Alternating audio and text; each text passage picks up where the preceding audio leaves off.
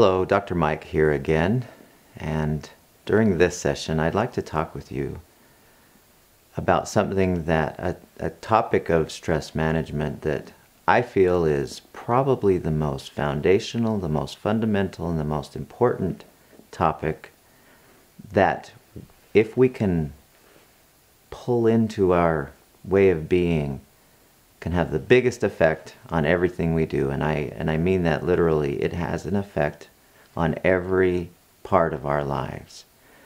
And the term that we use for this topic is called mindfulness. And I want to describe what mindfulness means first with a definition. And it's a definition given by Jon Kabat-Zinn, who said, mindfulness involves intentionally doing only one thing at a time and making sure I am here for it. Now, a lot of people, if you accurately assessed why they're stressed, it is because their thoughts are in the future about something that's going to happen, and they make up pains about those, or they think about past events and they retrieve pain. Like, think of an argument that you had with somebody, and you find yourself just getting more and more anxious about every time you relive in your mind that argument.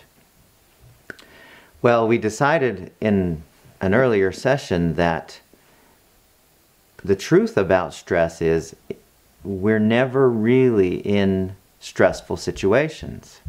But the reason why we get stressed is because we are still saying uh-oh, but those uh-oh thoughts are about things that are in the future and in the past. Mindfulness is a process where we bring our awareness into the present moment for the single reason that when you're in the present moment, there is no stress because you're not in the presence of a dangerous bear or the equivalent. And so mindfulness involves bringing our attention to the here and now moment because here and now is a safe place. So how do we do that? Well, first, it's important to ask ourselves a couple questions. And the first question is, where am I right now?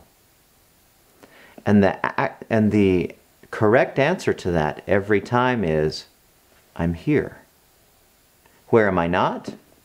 Everywhere else. Sure, we can think of things outside of here, but we can't experience those. We can only be here where we are. The next question is, at what point in time are we always?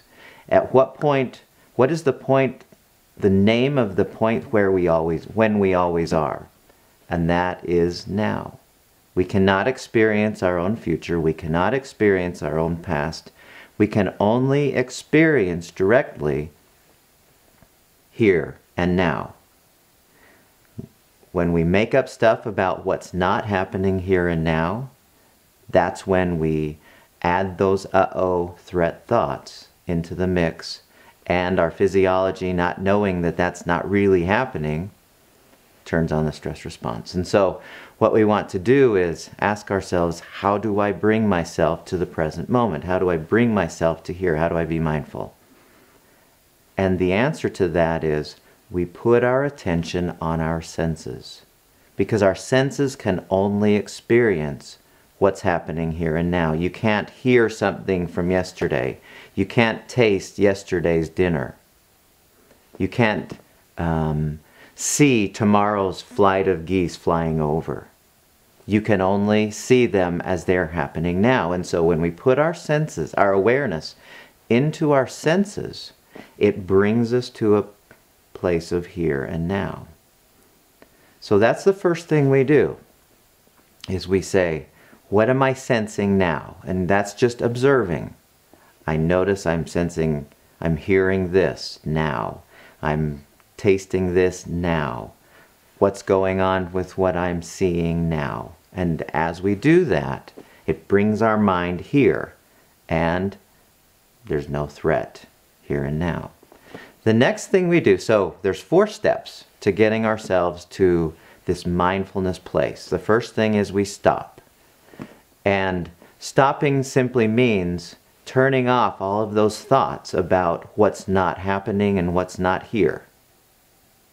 And we do have, remember we talked about this earlier, we do have a choice about what we put in our thoughts. We do have power over our thinking, and we can just as easily turn off the thoughts as we can turn them on. So the second thing we do is we look.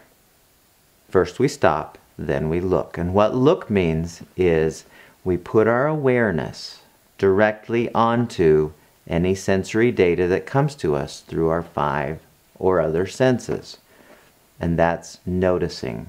We say, what am I noticing? I'm noticing what I see. I'm noticing what I hear.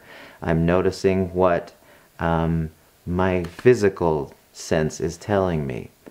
You can only think of one thing at a time. And if your thought is on this, it cannot be on the past or the future. So we put our awareness on our senses. We stop the thinking, look, put our awareness on our senses. And the third thing is that we accept that things are as they are. When we resist things, we think things should be different than they are. But 99% of the time, we can't do anything about how things are. They just are. It's raining today. You can either resist it or you can accept it.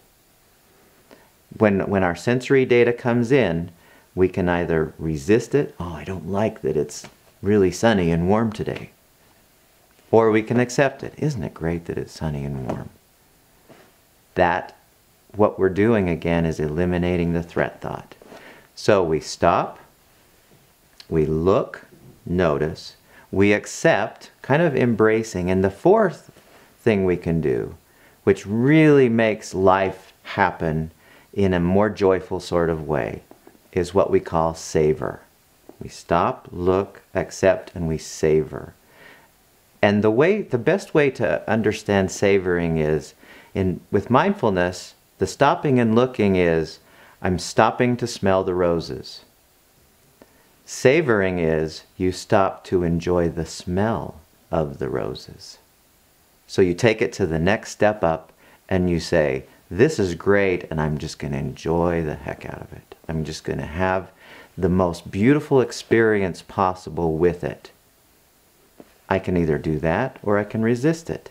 If I do that, then every moment, virtually every moment, can be a fulfilling, a relaxing, a peaceful, a blissful moment.